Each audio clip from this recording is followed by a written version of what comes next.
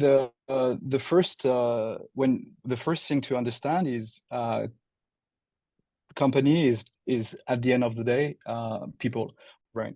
So the only real job you have to do as a leader of a company is to find good people and make sure that they're all aligned together.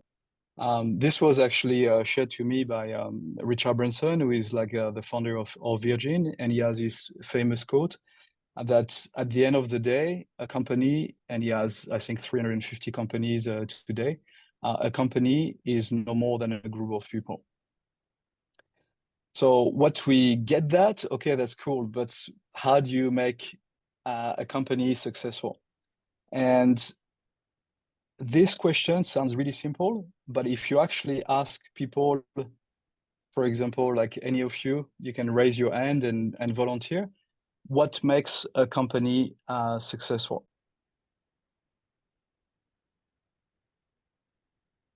In addition to just being a group of people, I think two things are important for, I mean, there's many things that are required for a company to be successful, depending on how you define it. But in addition to a group of people, they need to have a shared culture and a shared vision, I think, and making sure that both where they're going, what the objective is, what the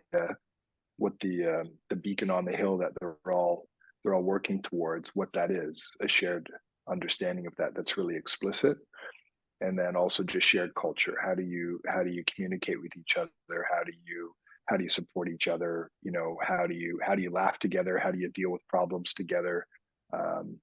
And those sorts of parts of the interrelationships, I think, are two key A components. successful company is a company based on trust and happiness, to me, basically. Trust between people and happiness to do the job without restrictions, without betrayal, and without harassment, and especially, um, yeah, without scams and these kind of things that unfortunately are very common in many companies.